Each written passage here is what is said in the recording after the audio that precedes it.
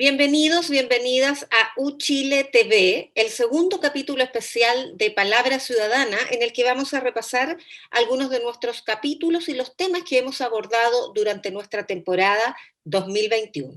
Salud, derecho al agua, cambio climático, derecho a la vivienda, libertad de expresión y diversidad sexual, y cómo estas áreas se incorporan en una nueva constitución, son algunos de los temas que tratamos en nuestros 26 capítulos con nuestros invitados e invitadas. En uno de nuestros primeros capítulos hablamos de salud. En esa oportunidad nos acompañaron los doctores Juan Carlos Said, Francisca Crispi y el economista especializado en economía de la salud, Javier Labé.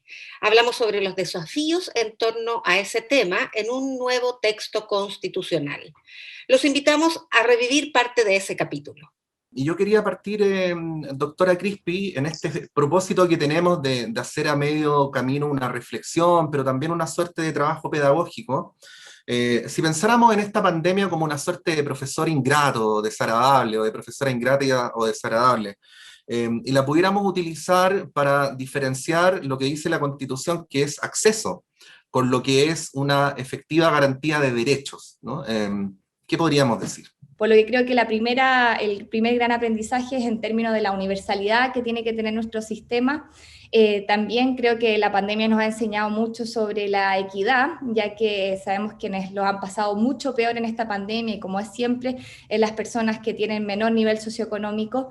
Las personas, hay que ser muy claro, las personas pobres en Chile se han contagiado más, se han muerto más, han tenido más perjuicios en términos económicos, y eso creo que tenemos que tender a construir un sistema de salud que tienda a reparar esas inequidades y a nivelar esas inequidades, no como hoy día que las tiende a profundizar. Y creo que esos son elementos fundamentales. En tercer lugar, la solidaridad, como resulta sumamente falto de sentido que hoy día no tengamos un sistema en el cual todos podamos colaborar a un mismo sistema de salud. Y para terminar, para no alargarme más, creo que también la pandemia nos ha mostrado la inutilidad que ha tenido el sistema de ISAPRE en colaborar a esta dura situación. Y ahí quiero ser muy clara, la ISAPRE durante el año 2020, cuando todo el sistema de salud se puso completamente a disposición de la pandemia, las ISAPRE aumentan un 700% sus utilidades, porque disminuyen las consultas, y creo que eso nos muestra que en realidad es un actor que no sirve, o sea, un actor que en pandemia se enriquece. Creo que muestra cómo hoy día la falta de regulación y también la falta de coherencia entre los distintos componentes del sistema nos evidencian que en nuestro sistema de salud no pueden existir actores que en una situación como esta, en el cual le estamos pidiendo, o sea, yo no entiendo cómo, por un lado, las personas están obligadas a no salir de sus casas para cuidar la salud de la población, pero las ISAPRE no están obligadas a ponerse a disposición de esta pandemia con mayor fuerza, y creo que eso también nos enseña esta pandemia de cómo tenemos que tener una institucionalidad que pueda responder de forma completa y coordinada, sin lucro, sin conflictos de interés, por la salud poblacional. Con eso, para no alargarme más con esos aprendizajes. Doctor Said, en el supuesto, no es que uno tenga una bola de cristal, pero todo parece indicar que vamos a ir en esa dirección, que la Convención Constitucional transite desde el actual derecho al acceso al derecho a la salud como garantía. Obviamente va a surgir la pregunta respecto a si el actual sistema de salud está en condiciones efectivamente de ser acto seguido intérprete del derecho a la salud cautelado por la Constitución. ¿Qué podría decir usted al respecto? ¿Este sistema está en condiciones de cautelarlo o debe hacer modificaciones importantes? Y si hubiera que hacerla, ¿cuáles serían las principales? A ver, creo que lo primero es decir que establecer el derecho a la salud en la Constitución no es ninguna solución mágica que lo resuelve todo, ¿no? O sea, yo voté apruebo, estoy de acuerdo, no me gusta cómo se constitucionalizó el problema de salud en los 80, básicamente porque generó lo rigidizó excesivamente y planteó una sola forma de resolverlo, es decir, que por ejemplo había que tener una opción, por ejemplo, privada o pública, por ejemplo, en los seguros, que es el debate que ha habido, algo que No es necesariamente así, es algo que efectivamente muchos países tienen un solo seguro estatal, o hay países como por ejemplo que tienen excelentes sistemas de salud, como Holanda o como Alemania, que solo tienen por ejemplo seguros privados sin fines de lucro, ¿ya? Entonces creo que en ese sentido yo sí estoy de acuerdo con el cambio constitucional, pero creo que hay que ser claro en decir que el solo establecer esto como un derecho el solo establecer el derecho a la salud no va a mejorar ipso facto la salud de las personas. Y que acá se requieren reformas profundas y que no todas las reformas a la salud están vinculadas al capítulo de la Constitución en donde se menciona salud. Es decir, primero, en términos de reforma al sistema, efectivamente hay que consagrar un seguro único. Creo que hay que avanzar en esa línea, en un seguro que se alinee con nuestra tradición histórica en salud, que implique un financiamiento que sume impuestos y cotizaciones y permita atender a los pacientes en una red integrada público-privada. Creo que eso es clave. Que hagamos, como se ha hecho en la pandemia, en que el sistema de salud ha integrado a prestadores privados y a prestadores públicos para resolver los problemas de salud de las personas. Acá nos ha dicho una persona, mira, tú estás en ISAPRE, tú estás en FONASA, tú vives en tal comuna. No, mira, donde está la necesidad, ¿ya?, el seguro te va a resolver esa necesidad, ¿ya? Entonces, tenemos que avanzar en esa línea. Y si se hizo para el coronavirus, yo no veo por qué no se puede hacer para otras enfermedades, no se puede hacer para salud mental, no se puede hacer para enfermedades cardiovasculares, etc. El derecho al agua, las dificultades de acceso, la crisis de escasez por este vital elemento en el país y la institucionalidad en materia de derechos de agua son parte de las aristas que abordamos en el capítulo de Palabras Ciudadanas sobre Constitución y Medio Ambiente, dedicado en específico a hablar sobre la situación hídrica. Repasemos parte de esa conversación. Y yo quería partir preguntándole a Ana Lía Uriarte lo siguiente. Como llevamos tantas décadas viviendo en esta institucionalidad, puede que haya mucha gente que no logre dimensionar del todo qué tan excepcional es, ¿no? Por eso a veces es importante compararse o tener elementos de contexto con otros países, ¿no? Esta institucionalidad, la de la Constitución del 80, la del Código de Aguas del 81, ¿qué tan peculiar es en realidad en relación a cómo funcionan en general las institucionalidades de aguas en el mundo? Es una institucionalidad del agua, Patricio, que es única en el mundo y ojalá irrepetible. Nosotros tenemos en nuestra legalidad, a nivel legal, en el Código de Aguas, como muy bien tú señalabas, el hecho de que se consigna que el agua es un bien nacional de uso público. Pero esto no está en la Constitución, es más, en la Constitución, como acabamos de ver, tenemos un propietario súper protegido de los derechos de aprovechamiento de agua, y con una característica muy especial, que es parte del problema gravísimo que vivimos, y es que estos derechos de aprovechamiento de agua, las personas los solicitaron a la Dirección General de Agua, los obtuvieron gratuitamente, pero no solo gratuitamente. Sobre un bien nacional de uso público como es el agua, estos derechos de aprovechamiento se les concedieron a perpetuidad, sin condicionamiento alguno, o sea, no tienen que declarar si va a ser para minería, para energía, para agricultura, nada, se entregan, dos. Y tercero, no están sujetos a ninguna causal de caducidad.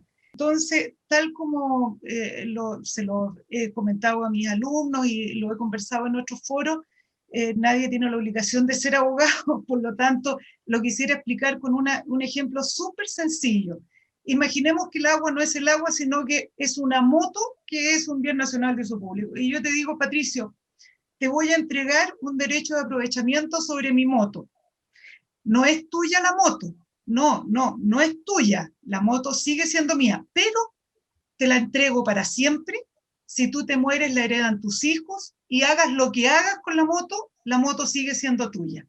Entonces, la verdad es que no se ha entregado la propiedad del agua, pero pucha que se le parece, o sea, te la entrego para siempre, puedes hacer lo que quieras con ella y no te la puedo quitar de ninguna manera. O sea, esos son los derechos de aprovechamiento de agua hoy en Chile. No tienen tiempo, son perpetuos, no tienen condicionalidad y no hay manera de quitárselo a la persona porque no están sujetos a causales de caducidad. Eso no corresponde a un estatuto de bien nacional de uso público, y por eso es que en la Constitución debe quedar plasmado que es un bien de uso público, de manera de poder respecto de los derechos de aprovechamiento, de la forma en que las personas van a usar el agua para fines productivos, tiene que tener un estatuto distinto. Lorena, este marco conceptual, o más bien jurídico, tiene consecuencias concretas, cotidianas, tremendas para la ciudadanía, y desde la organización que tú integras han hecho un trabajo extraordinario para proteger o para romper este cerco de vulnerabilidad que significa el marco jurídico. Entonces, nos gustaría primero que tú nos contaras cuál es la consecuencia directa en el cotidiano vivir de la gente de este marco jurídico.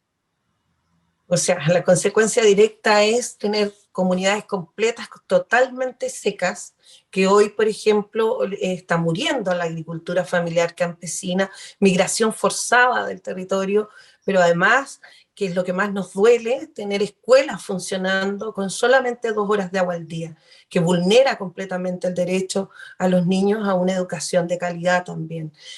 Por lo tanto, hay consecuencias también en las cuerpos de las mujeres, afectando su salud sexual y reproductiva, y para nosotros es fundamental en esta Constitución que quede consagrado como un bien nacional de uso público, pero que también avancemos hacia un nuevo régimen de aguas donde exista la perspectiva de género, se plantee desde la perspectiva de género, porque hoy en día, dada la Constitución y dado también este régimen de aguas que tenemos, las mujeres no tenemos voz ni voto en la discusión de la gestión de las aguas. Entonces, por lo mismo, siempre hemos sido como el género invisibilizado, ¿no?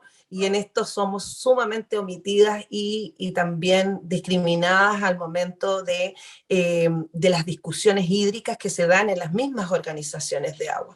Por lo tanto, nuestra lucha va enfocada principalmente a llevar la voz de estas mujeres que necesitan también decir lo que está sucediendo hoy en día. Por ejemplo, yo acá tengo a 5 minutos de acá una comunidad que recibe 15 litros de agua cada 2 días por persona.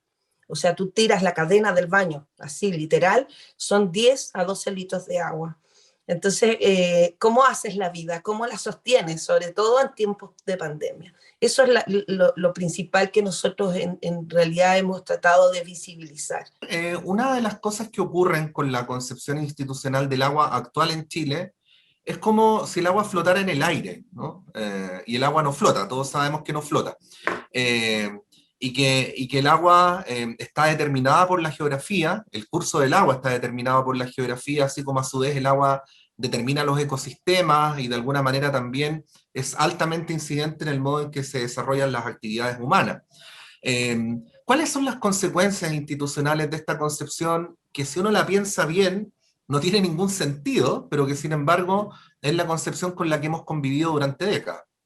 Sí, Patricio, eso es muy relevante porque hasta ahora la institucionalidad no conversa con la realidad biofísica del agua. Primero, hay una visión que es muy fragmentada, es decir, se gestiona el agua y el suelo de maneras distintas.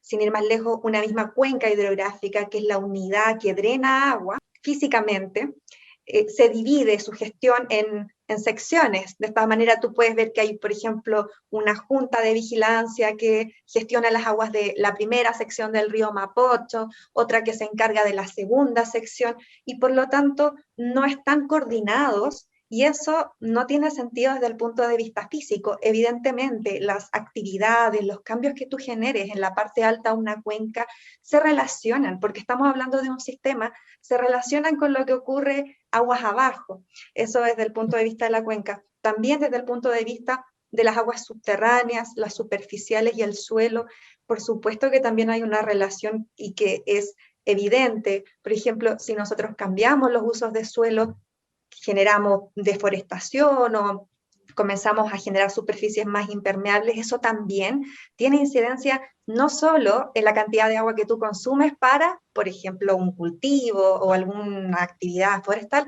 sino también en todas las otras componentes del ciclo hidrológico, que son cuánta agua va a ingresar al acuífero, cuánta agua va a haber disponible para, por ejemplo, una población de una APR que requiere esa agua subterránea, también acerca de cambios en la temperatura local. Disculpa, ¿qué es? Comité, una asociación de agua potable rural, claro, un comité de agua potable rural, que son finalmente las organizaciones que entregan el servicio de agua potable en las zonas rurales, que es distinto a las zonas urbanas, donde nosotros, en las zonas urbanas es bastante más simple, porque en general el suministro es más seguro, están las empresas sanitarias, pero en los sectores rurales no, son sistemas que dependen, son autogestionados y además son mucho más vulnerables desde el punto de vista del acceso al agua, muchas veces. El cambio climático, la vulneración a los derechos de la naturaleza, la institucionalidad ambiental en Chile y los territorios, así como su participación con el medio ambiente, son parte de las preocupaciones que rondan en torno al cambio climático. Tema que ya conversamos junto a los académicos Pilar Moraga, Fernando Santibáñez y la directora ejecutiva de la Fundación Terram, Flavia Liberona. Revisemos. Quería partir por ahí, Flavia, preguntarte por qué un artículo que dice lo que dice finalmente no se termina por consagrar, que es lo que hemos visto en el Chile de los últimos 40 años. Bueno, si bien este artículo, el 19, número 8, puede ser entendido como bastante moderno en el momento que se escribió, hay varias cosas que han impedido que se materialice, o sea, para dar cuenta, digamos, por ejemplo, en ejemplos concretos de lo que son las zonas de sacrificio. Uno es que dice que tenemos derecho a vivir en un medio ambiente libre de contaminación. Sin embargo, posteriormente, la ley ambiental del año 1994 define contaminación en función de la existencia de normativa. Entonces, jurídicamente o legalmente, ahí Pilar me podrá ayudar, cuando no hay normativa, no hay contaminación. Y así operó durante muchos años para los tribunales, ¿ya? O sea, si tú no podías probar, hay muchos recursos de protección antiguos puestos en relación a la contaminación de Santiago o de otros lugares, pero como no había una normativa asociada, no había un parámetro con qué compararlo. Además de eso, cuando sale la ley ambiental del año 94, se demora un tiempo en instalarse el reglamento para la evaluación ambiental de proyectos y posteriormente, en ese mismo periodo, que es el año 97, se instala lo que se llama la doctrina Frey. La doctrina Frey quiere decir que el presidente Frey en su momento dijo que ningún proyecto de desarrollo será frenado por consideraciones ambientales. Y eso implícitamente fue parte de la política pública que vivimos hasta hoy, con los cambios normativos que ha tenido tanto la ley como la institucionalidad ambiental, pero finalmente lo que hemos tenido es una legislación que es laxa, que es poco aplicable, que es discriminatoria respecto a las comunidades, así es la ley ambiental, sobre todo en el sistema de evaluación de impacto ambiental, y distintos gobiernos que han sido extremadamente lentos, por decir algo suave, en elaborar normativa ambiental y en su actualización. A lo que se suma que entre el año 94, que sale la ley, 97, el reglamento, y el año 2013, en estricto rigor, en Chile no hubo fiscalización ambiental. Esta recién comienza a ver con la implementación de la Superintendencia de Medio Ambiente. Lo dejo hasta ahí porque después hay todo un capítulo que tiene que ver con los presupuestos institucionales que impide, digamos, que podamos vivir en un medio ambiente libre de contaminación. Sí, porque la institucionalidad ambiental que ha tratado de ir avanzando finalmente se monta sobre la base de una concepción constitucional de esa normativa. Entonces, desde el derecho, Pilar, quisiera preguntarte, ¿qué significa ver en constituciones como la de Ecuador, que es súper interesante, esta idea de ver la naturaleza como un sujeto de derecho? Es vida, desde luego, pero no es vida humana. Y siempre en la perspectiva tradicional hemos visto que los derechos son de propiedad de los y las humanas. ¿Cómo se puede aplicar o qué significa entender el medio ambiente, algo animado, por supuesto, pero ajeno a la humanidad, al ser humano, como un sujeto y no un objeto, que además tiene derechos, tiene valores? Sí, yo creo que lo que podría rescatar de las constituciones de Ecuador, Bolivia y también de la constitución colombiana en ciertas partes y sobre todo en su interpretación, es que estos textos constitucionales han avanzado desde una óptica antropocéntrica, muy centrada en lo que es la relación del ser humano con la naturaleza en un modo de apropiación hacia un modo ecocéntrico, en un marco en el cual conviven ambas visiones, ¿ah? Y esto de ecocéntrico lo que quiere decir es reequilibrar esta relación de la humanidad con la naturaleza y en ese sentido reconocer que somos parte de la naturaleza como seres humanos, como humanidad, y que en ese entendido es necesario buscar otro tipo de equilibrio. ¿Ya? Yo tomaría primero que nada la experiencia de estos países en ese sentido, que creo que es el fundamento que lleva a estas constituciones a establecer los derechos de la naturaleza basados en esta visión, ya en esta visión ecocéntrica que toma en cuenta las generaciones futuras de las especies o los intereses de las generaciones futuras de las especies humanas o no humanas. Bueno, como sea, es previsible, creo que no es aventurado señalar que es altamente probable que de la Convención Constitucional emane una modificación sustantiva en el modo de relacionarnos con nuestro entorno natural.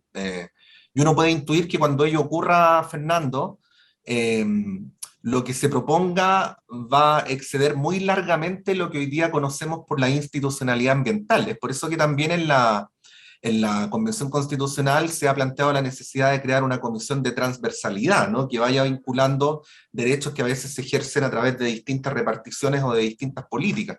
En el entendido de que vamos a hacer un cambio de paradigma, démoslo por supuesto, ¿no? ¿Cómo debería responder frente a eso la institucionalidad que conocemos hoy? Bueno, la sociedad, cuando le interesa, ¿no es cierto?, que la vida corriente de los ciudadanos no vulnere ciertos principios en los cuales estamos todos de acuerdo, ¿no es cierto? Y esos son las constituciones. Son principios base, ¿no es cierto?, que fijan reglas del juego que no deben ser vulneradas porque son un acuerdo nacional, ¿no es cierto? Bueno, para la ley tenemos aquello, ¿no es cierto? Tenemos un cuerpo legal que permanentemente está siendo revisado y cuando uno tiene sospechas de que desborda aquellos principios que están en la Constitución, hay un tribunal constitucional que se encarga de estudiar el caso y decirnos si esto está dentro del marco o no, esto está más allá del marco, ¿no es cierto? Pero para un problema tan importante para la sobrevivencia humana, como es el medio ambiente, como es el resto de la vida, más allá del ser humano, no hay nada. Tenemos derecho a vulnerar, ¿no es cierto?, las leyes de la naturaleza cuanto queramos, porque no hay quien diga si estamos más allá de la frontera. Los invitamos a hacer una pausa en Palabra Ciudadana, en este capítulo especial de fin de año en el que estamos repasando algunos de los temas que abordamos este año. Nos separamos brevemente y ya estamos de regreso.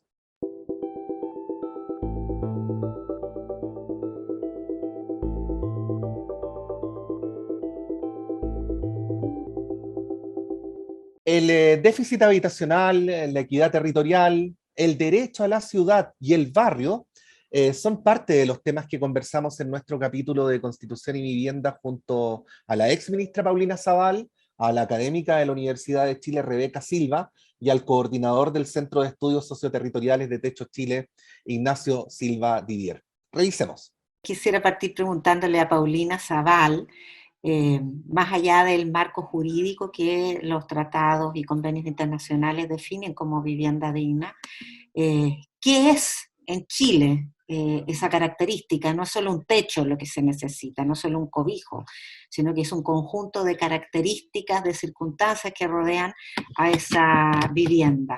¿Cómo se pueden definir esas características, Paulina? Bueno, lo primero es decir que creo que es decidor y casi como que lo dice todo el hecho de que para hablar del derecho a la vivienda invoquemos un artículo de la Constitución que lo único que señala es que en Chile el derecho a la propiedad es un derecho salvaguardado, respetado. Este es un artículo bastante más largo, que luego después refiere fundamentalmente al tema de la minería, y en su último acápite al agua. Es decidor porque entonces, en primer lugar, tal como ustedes lo dijeron en la introducción, estamos confundiendo el derecho a un bien fundamental con el derecho a una propiedad, o de alguna manera estamos confundiendo un derecho fundamental con un derecho patrimonial. El derecho a la vivienda se ha confundido en este país, precisamente como ustedes lo dijeron, con el hecho del sueño de la casa propia. Y al confundirlo, nos hemos quedado simplemente en el mecanismo del Estado de financiar, subsidiar, entregar bonos para que las personas puedan adquirir un bien. Y hemos desprovisto precisamente de lo esencial. O sea, nuestra Constitución nada dice sobre el tema de garantizar a todos quienes habitan en esta larga y angosta faja de tierra el vivir en un lugar adecuado, en un entorno saludable, participar de las decisiones que se tomen en ese lugar y acceder a los bienes básicos.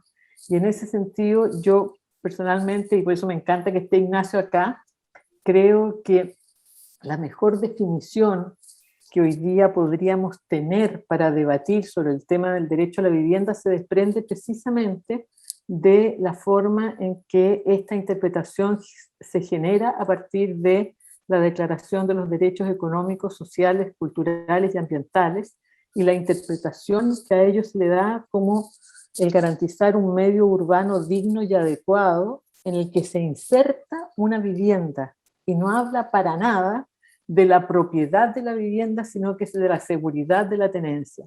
Sí, yo recuerdo en la etapa previa, en todo caso, que Paulina fuera subsecretaria y ministra, que por lo general el ministro de Vivienda y nadie agregaba y urbanismo, ¿eh? Era solo vivienda, aparecía en la televisión cortando la cinta, ¿no? Junto con el presidente. Entonces, fundamentalmente su labor en términos comunicacionales era entregar casas, ¿no? Con llaves y eso. Uno podría decir, Rebeca, que voy a extremar el argumento solamente para favorecer la discusión, ¿eh?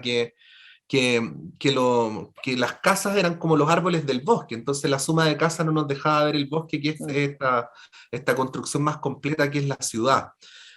¿Cuánto tiene que ver con esta redacción o con esta falta de redacción de la Constitución, y cuánto tiene que ver con otras dimensiones de nuestra vida institucional? Por ejemplo, planteo el hecho de que hasta el día de hoy no hayamos tenido una organización territorial política que se haga cargo del territorio, como está empezando recién a ocurrir con los gobernadores regionales elegidos democráticamente. Gracias, Patricio.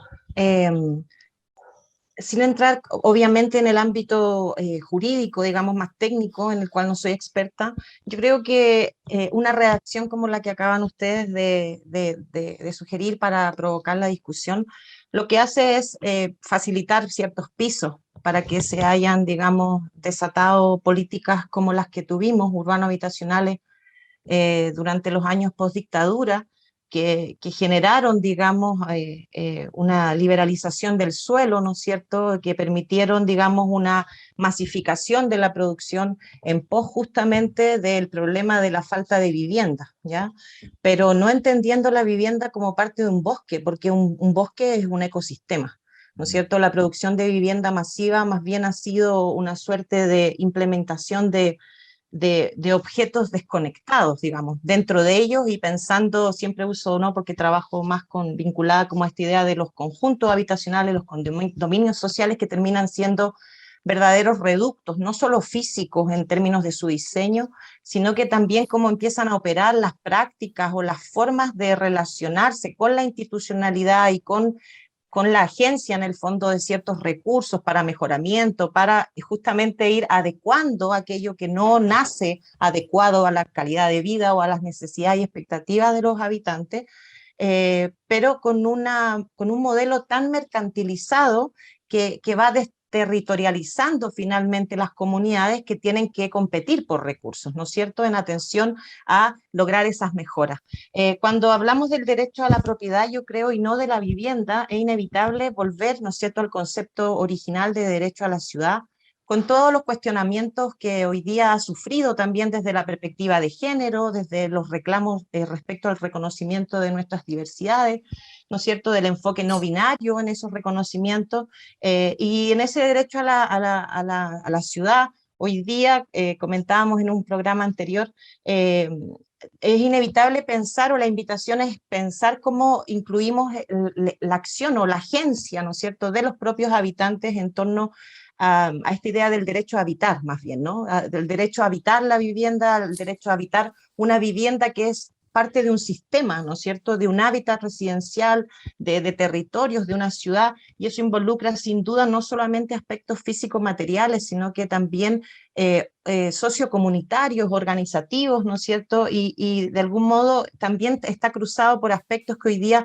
son fundamentales, como el reconocimiento de nuestra interculturalidad o la necesaria interculturalidad, ¿no es cierto?, temas vinculados al reconocimiento de la diversidad, y por cierto, ¿no es cierto?, aquellos que comentaba recién Paulina, vinculados a nuestro rol como parte de este gran sistema que es nuestra madre naturaleza, ¿no es cierto? Ignacio Silva, pensando en tu tema foco, que es vivienda y ciudad, cuando pensamos en el contexto urbano de la vivienda, inmediatamente se nos viene a la mente la segregación o el aislamiento, cómo se concentra la provisión de servicios básicos y no tan básicos, bastante suntuarios en ciertos barrios, y están completamente ausentes en la periferia o en estas zonas como más aisladas.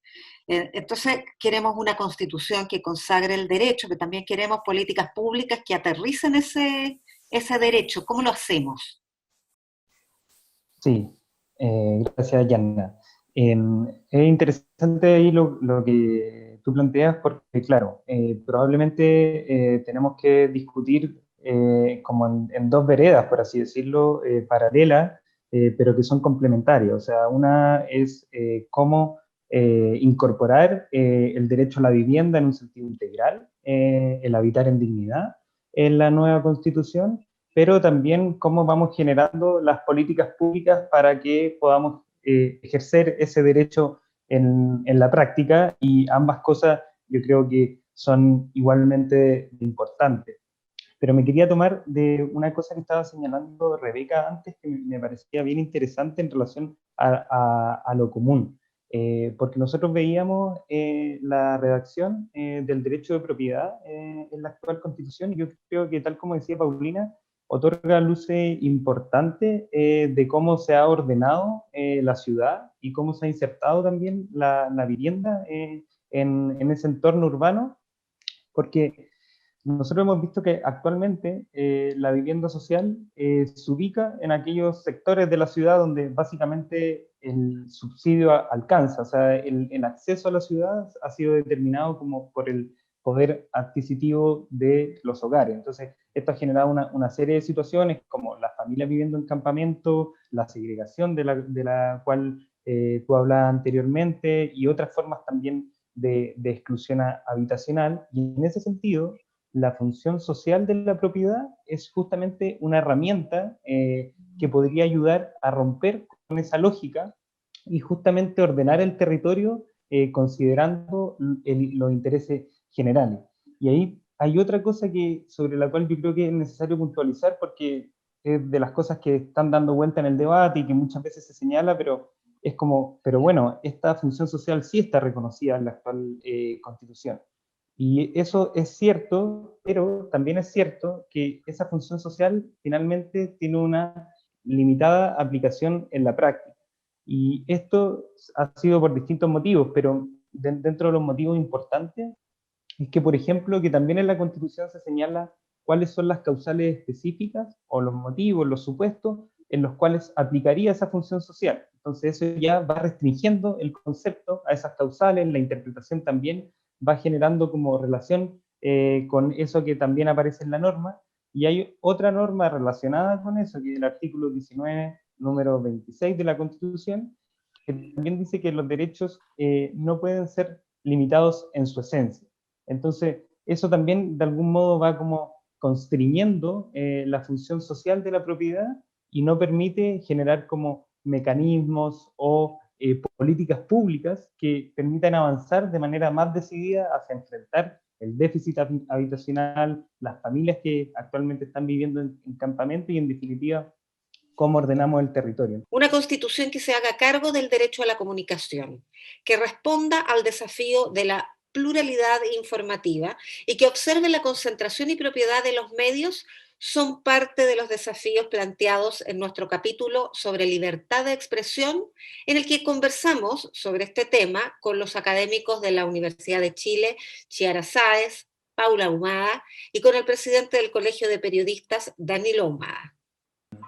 Primero contar que este es un debate, como se señalaba, lo decía Pato, un debate largo, de largo aliento. O sea, hemos estado hace mucho tiempo discutiendo sobre el tema de la concentración de los medios, el tema del avisaje estatal, como decía Paula, que es vergonzoso en Chile cómo se distribuyen los recursos del avisaje estatal. Y frente a ese diagnóstico, solo un datito que creo que es importante como para dimensionar, obviamente, por ejemplo, en el tema de avisaje estatal. Hoy día, por ejemplo, más del 20% de ese avisaje estatal, que estamos hablando sobre 20.000 millones de pesos en este caso, perdón, 26 millones de dólares, 26.280 millones de pesos, que son como 42 millones de dólares, más o menos una cifra importante, que son de la publicidad estatal. El 22 o más % se va precisamente para las empresas grandes, en este caso Grupo Copesa y Grupo Mercurio. A diferencia de, este datito lo coloco en la mesa para poder dimensionar por qué necesitamos más regulación, que no es arbitraria la regulación. Contra menos de 2.000 millones de pesos, menos del 10% que se destina al Fondo de Medios de Comunicación Social, que se distribuye a lo largo de todo el país, y que el fondo alcanza entre 2 o 3 millones de pesos para sostener un medio de comunicación muchas veces durante un año. Entonces esas son las dificultades que hoy día tenemos al momento de un Estado que ha tenido una mirada más bien de observación, más de poder generar algunos elementos, no de control, sino que de regulación y de fomento a la creación de medios de comunicación. Y ahí entra la pregunta central. ¿Quién es el responsable directo de que existan incentivos para la pluralidad, que es el gran tema de los medios de comunicación? O sea, cómo tenemos pluralidad informativa, pluralidad en los medios de comunicación, y ahí el Estado, a nuestro juicio, debe tener un rol importante, que no es un rol que cuando se levanta esta campaña del terror, que el Estado va a ser casi propietario de los medios de comunicación y va a intervenir las líneas editoriales, eso es un grave error conceptual, porque lo que se plantea acá es que efectivamente avanzar hacia consejos, por ejemplo, ciudadanos de participación, donde esté la universidad involucrada, repensar, como decía Paula, el Consejo Nacional de Televisión en algún minuto, de su propia estructura, y ahí aparece esta idea de hablar del derecho a la comunicación, porque además es un derecho que es nuevo, nunca lo hemos discutido, es un derecho más conceptual, que se traduce en algunos otros derechos que son más claros para que podamos entender: la libertad de expresión, ejercicio libre de la prensa, derecho a la información, y donde cambia la lógica de este derecho como más individual, que debería ser, que está consagrado en el artículo 19, que es la libertad de expresión, ¿cierto? Aquí hay una dimensión más colectiva y se entiende como un derecho humano, que es tan relevante como uno tenga derecho a la salud, a la vivienda, al transporte, por ejemplo.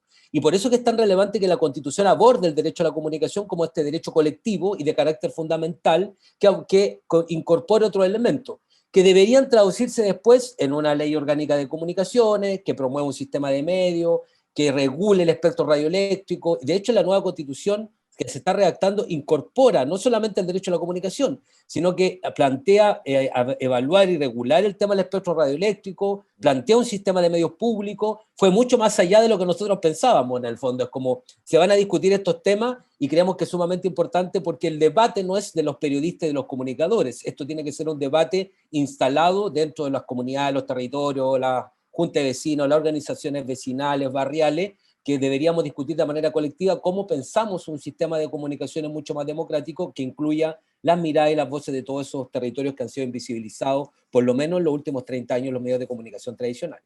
Me gustaría seguir con la pregunta para Paula Ahumada, porque si bien uno puede descartar aquellos argumentos que vienen de entregar absolutamente todo al mercado, Sí existe, y esa es la pregunta,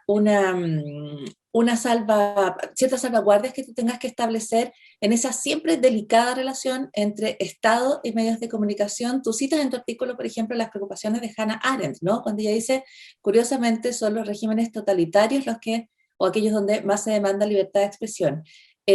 Sin llegar hasta lo que Danilo describe como los escenarios terroríficos, ¿no es cierto?, respecto a que el Estado va a tomar todo, va a controlar todo. Sí, ¿qué salvaguardas, qué cuestiones hay que considerar cuando tú quieres que esa relación sea positiva y fortalezca la democracia y no haga lo contrario? ¿O no habrá espacios para que se haga lo contrario? Gracias, Paula, por la pregunta. La verdad que agradezco la invitación, y es un tema que, como bien decía Patricio, tiene una larga data, pero el sentido de urgencia ha cambiado. Ya quizás en los 90, con el retorno a la democracia, se pensaba que ya la libertad de expresión no era objeto de mayor preocupación, producto precisamente del cambio desde la dictadura a un sistema político democrático, y que no se perseguían, digamos, las opiniones, pero vemos a lo largo de los años cómo existen otras preocupaciones, y sobre todo, como bien planteaba Danilo, el tema de la concentración de la propiedad de los medios, pero ahí hay que distinguir, yo creo, que sobre qué tipos de medios: la prensa escrita, la televisión, la radio, y por otro lado también surgen los medios electrónicos, digamos, las redes sociales, y entonces aparece como un desarrollo tecnológico, y nos dicen entonces, bueno, ¿para qué preocuparnos del mercado de los medios tradicionales? Si por último todos y todas podemos transformarnos en agentes de información a través de Twitter y acusar, digamos, al poder. Y generar la libertad de expresión surge en el marco de un Estado liberal donde el gran temor es al leviatán, es al Estado. O sea, el Estado es de quien nos tenemos que proteger. Pero vemos que, en el fondo, cómo se ha desarrollado también, va muy de la mano la libertad de expresión, aunque no generalmente uno hace esta relación con la economía política, ya con el tipo de estructura institucional bajo la cual el fondo se puede producir este bien, que no es un bien, no es una producción de zapatos, no es una producción como de bienes materiales tangibles que se puedan comercializar, sino que a través de la libertad de expresión, a través de la libertad de información, el derecho a recibir información como un bien colectivo, se construye el interés público, que precisamente es una de las bases de la democracia. Entonces, a tu pregunta, me parece que acá surgió otro tipo de poder del cual también nos tenemos que hacer cargo desde la Constitución, de la concentración del poder económico. Y nos damos cuenta cómo los graves problemas que se generan cuando estos conglomerados económicos se vinculan a medios de comunicación. Y eso es lo que ha permitido, creo yo, desde la Constitución, el reconocimiento específicamente del mercado como la institución principal a través de la cual se produce la información. Y por eso, bueno, y esto tiene razones históricas, como todo en el derecho, yo lo vinculo mucho a la idea antiestatista que primó en los constituyentes, en quienes redactaron la Constitución de 1980, y vemos una transformación también del ecosistema de medios, ¿no? Porque antes también los medios estaban muy vinculados a los partidos políticos, cada partido político tenía un diario, un editorial, cosas que para nosotros son, la verdad, que extrañas por el fenómeno que tenemos ahora de medios de comunicación en general. Yo creo que por eso, y contestando precisamente la censura previa, o sea, la idea de mantener que el Estado que la información no sea sujeta a un control público, control estatal, es fundamental. Lo que no significa que no podamos contar con medios públicos adicionales a los medios privados. Sí, ahora que hay una demanda que hará muy fuerte por la descentralización, es una demanda política que está cada vez más articulada, yo quería proponerte o pedirte que vinculáramos el concepto de la concentración de los medios con el tema del territorio, porque obviamente hay una manera de entender la concentración a nivel nacional, Pero a propósito de los problemas que planteaba Danilo sobre el financiamiento de los medios, también hay otro tipo de restricciones. Es decir, por poner un ejemplo, las radios comunitarias tienen un marco que les impide desarrollar los proyectos más allá de determinados espacios. Y por el otro lado, uno de los efectos de la concentración es que, para poner un ejemplo, ¿no? Alguien puede estar viendo la televisión en Quellón y está mucho más enterado de lo que pasa en Santiago que de lo que pasa en su propia comuna, ¿no? ¿Cómo vincular estos dos conceptos, ya que estamos en un tiempo donde la Convención también está reflexionando cómo distribuir de mejor manera el poder a lo largo del territorio nacional? Sí, yo creo que ahí el punto que tú tocas es que hay que entender la Constitución de manera orgánica, ¿sí? Es decir, como que hay cosas que están conectadas entre sí y que están conectadas de manera transversal, ¿no? Entonces, claro, si nosotros decimos, o digamos si los constituyentes se dan como un principio transversal, la descentralización, eso obviamente va a tener un correlato en cómo se va a desarrollar, cómo se va a implementar el derecho a la libertad de expresión en este escenario nuevo. Es decir, va a haber una obligación constitucional de que la libertad de expresión tenga que tener este correlato en términos de descentralización y lo que eso implique también respecto del rol del Estado, ¿sí? Entonces, por eso que me parece importante también entender eso, que no solamente importan los artículos específicos, los apartados específicos cuando hablamos de los temas de libertad de expresión y este concepto paraguas que es el derecho a la comunicación y que incluye varios otros derechos, pero sobre todo tener esta visión integrada, ¿sí? Lo mismo, por ejemplo, respecto del tema de los pueblos originarios, ¿sí? ¿Es necesario que diga explícitamente en la Constitución que todos los pueblos originarios pueden tener derecho a tener medios? Puede que sí, pero también puede que no. Si nosotros decimos Chile es un Estado plurinacional, entonces eso a su vez ya genera una obligación al Estado. Es decir, el Estado, o sea, yo puedo ir y el Estado no me puede decir, no, es que es inconstitucional que yo le dé posibilidades a los pueblos originarios de tener medios. Entonces, decir, ¿cómo es inconstitucional si usted dice que es un Estado plurinacional? Tiene que ¿cómo se dice? Tiene que desarrollar ese enunciado en la práctica, en la implementación digamos, del texto legal, ¿sí? Entonces, como que creo que esas son dos maneras de abordarlo. Yo creo que el tema efectivamente más bien pasa por entender, y ahí yo como que discrepo de esta idea de que efectivamente había una mirada muy individual solamente en la Constitución. También creo que, porque está matizado, y ahí el matiz está sobre todo en el caso del Consejo Nacional de Televisión, ¿sí?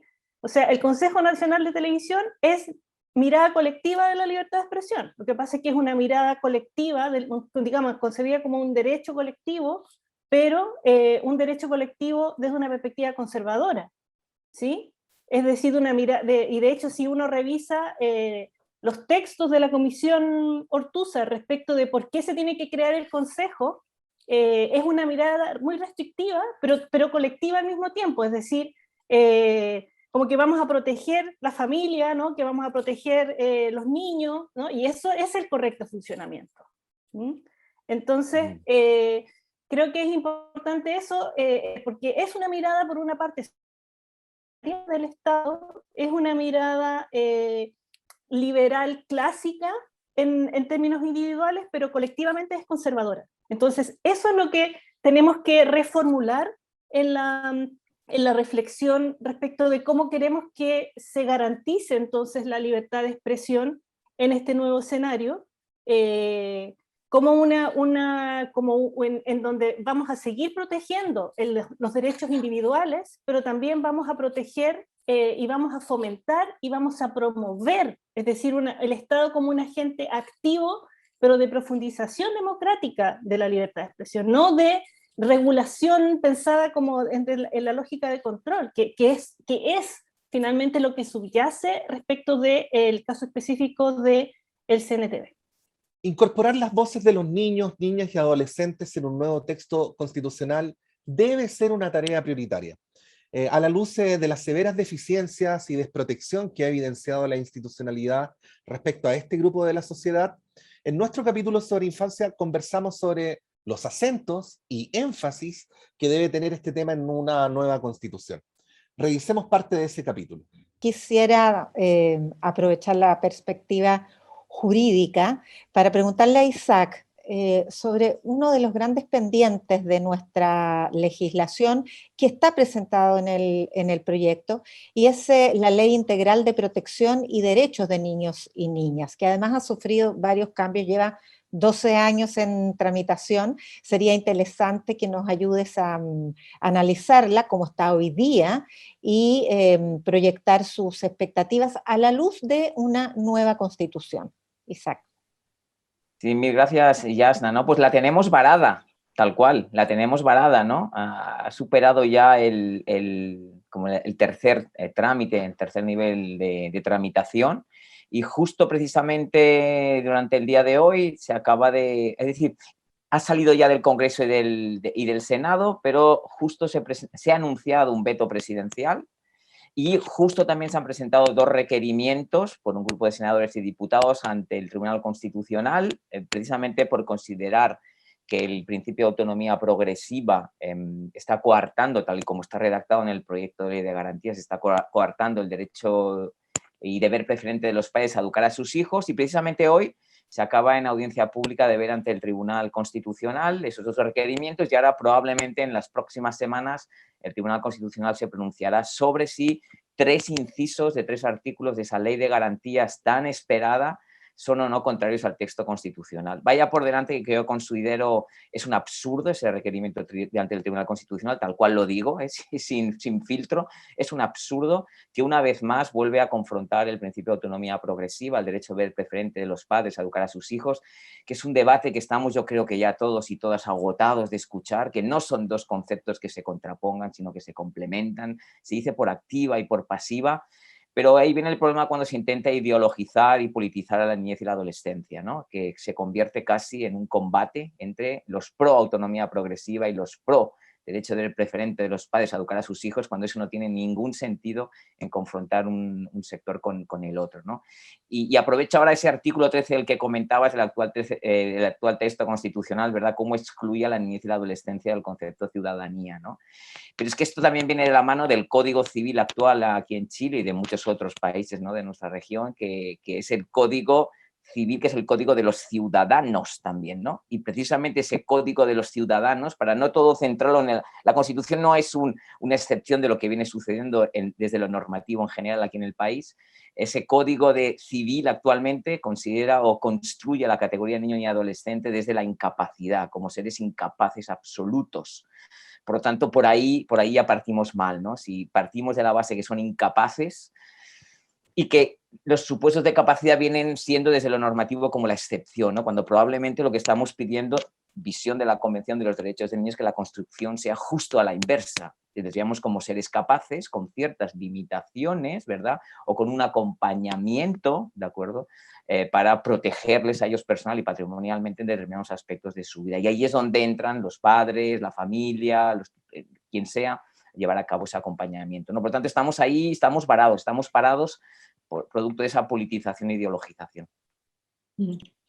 Es un excelente punto, porque efectivamente tenemos una legislación que está detenida, y mientras tenemos todos otros pedazos de legislación que de alguna manera tocan a la niñez, a la adolescencia, al punto de que en algunas instancias es difícil saber a qué herramienta se echa mano para abordar temas que tienen que ver con derechos de esta población que es menor de 18 años. Lo decía Isaac Rabindranath, lo que hay en la concepción constitucional un poco de nuestro actual orden es esta idea de que hay una necesidad de tutelar a esta población, ¿no es cierto? No se la entiende como una población tanto con derechos, como más bien una población que está al cuidado del Estado, pero que, por otro lado, el Estado es absolutamente ineficiente, incapaz de proteger, como hemos visto habitualmente en las noticias.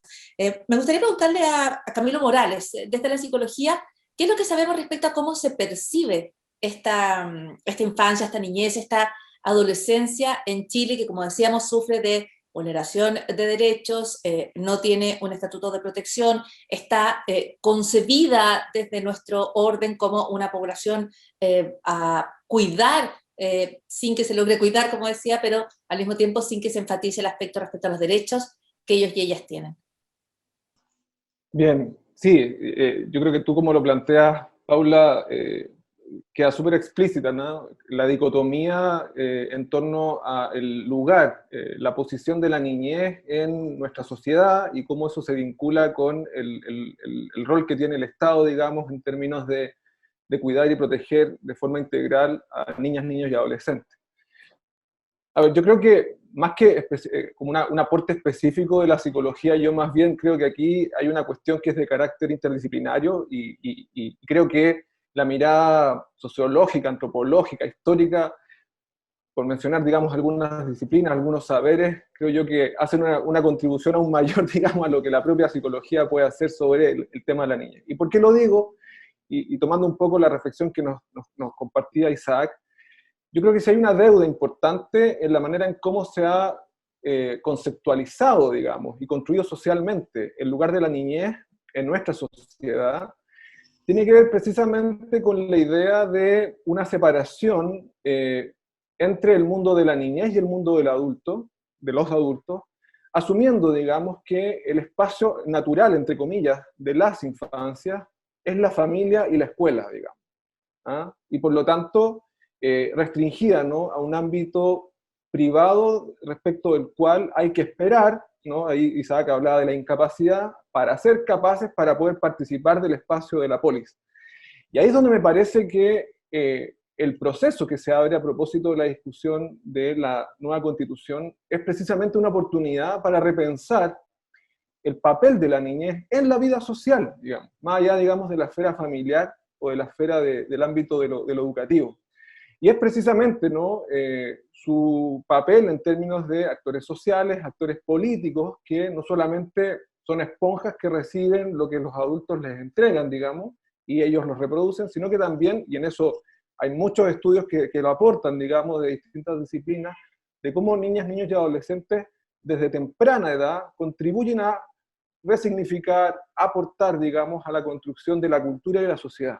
Por eso me parece que es tan importante, ¿no?, abrir esta dimensión, que es finalmente el cambio paradigmático que propone la Convención de los Derechos del Niño, que es entenderlo como personas, como actores sociales, como sujetos sociales y políticos e históricos, ¿no?, que contribuyen permanentemente a la construcción de una sociedad en la que están integrados. Sí, como portadores de derechos más que como adultos a medias, ¿no? Y ahí la educación tiene, sobre todo la educación temprana, que es cuando más inhabilitados, incapacitados se ve, se percibe, de acuerdo a las estructuras tradicionales, a los niños y niñas. Quiero preguntarle a María Isabel Díaz, ¿qué es este concepto de autonomía progresiva? Porque es percibido como una ideología de género, como se moteja al feminismo desde la ideología de género, y esto también por el mundo conservador es percibido como una ideología que aleja a la infancia del cuidado de sus padres, un cuidado que no reconoce esta condición. Sería bueno que nos explicaras el concepto. Bueno, también, hola, no tuve oportunidad de saludarlos, pero ahora los saludo y las saludo a todos. La verdad es que me siento muy privilegiada de estar compartiendo con ustedes, con un panel ahí de invitados y de periodistas muy reconocidas, así es que este es un espacio, ¿no es cierto?, como para poder intercambiar sobre un tema que yo creo que hay una deuda, que todos lo reconocemos, que hay consenso transversal sobre ello, y curiosamente también tiene paradojas esto, ¿no?, porque esto a propósito de que han habido también avances, pero son avances que van como en caminos separados, ¿no? Y en educación, Chile ha hecho cambios significativos en el plano normativo, en la normativa educacional, que yo creo que hay que reconocerlo también en esa parte, pero que lamentablemente no tenemos el apoyo, ¿no es cierto?, de este marco constitucional que necesitamos y el marco de garantías de derechos de la infancia. O sea, son dos grandes soportes que hoy día se debilitan cualquier otro tipo de iniciativa porque no van a estar conversando. Cuando estamos hablando de educación, bueno, está la primera infancia, ¿no es cierto?, y todo el sistema escolar, y ahí efectivamente han ocurrido al menos 10 como cambios normativos que son bien importantes y que han penetrado a los jardines jardines infantiles y a los colegios y escuelas. Y hoy día prácticamente toda la normativa educacional está hecha desde una perspectiva de derechos. Entonces es muy curioso porque no está dentro de la Constitución, en la Constitución la infancia está excluida, los derechos están excluidos, pero sin embargo cuando uno mira un jardín infantil y un colegio, todo está hoy día ordenado normativamente en función de una perspectiva de derechos. Eso no se sabe, o sea, hoy día los establecimientos, jardines infantiles y colegios están construyendo sus reglamentos internos de convivencia en función de una perspectiva de derechos. Bueno, y ahí otro elemento que yo creo que conversa con la pregunta naturalmente que me hacía la periodista Yasna, en los marcos curriculares hoy día también, es decir, todo lo que se busca que los niños y niñas aprendan, todos los estudiantes aprendan, está esta necesidad de considerarlo como ciudadano, ciudadana. Y ahí yo me siento muy orgullosa, porque a mí me tocó liderar un proyecto de curricular donde en la primera infancia en Chile, donde se destaca a nivel regional, se habla de que los niños deben tener una, comillas, núcleo de aprendizaje, o lo que se podría llamar asignatura, que es una protodisciplina, ¿no es cierto?, que se llama convivencia y ciudadanía. Entonces, lo que estoy tratando de decir, que desde la perspectiva del currículo, desde la perspectiva de la normativa, los niños están siendo considerados como ciudadanos y ciudadanas. Esta ha sido la segunda parte de nuestro resumen de fin de año, de los mejores momentos de esta primera temporada de Palabra Ciudadana. Un espacio de reflexión y conversación sobre los temas que la Convención Constitucional debate por estos días con miras a una nueva constitución. Les queremos agradecer como siempre a nuestra audiencia que nos ha acompañado capítulo a capítulo, semana a semana a través de Uchile TV, que transmite para todo el país y en la región metropolitana a través del 11.2 de la señal digital. Les recordamos además que pueden revivir de manera íntegra cada uno de nuestros capítulos en el canal de YouTube de la Universidad de Chile y pueden seguirnos en nuestras redes de Twitter e Instagram buscándonos como @UchileTV. Gracias por acompañarnos y nos vemos en un próximo capítulo de Palabra Ciudadana.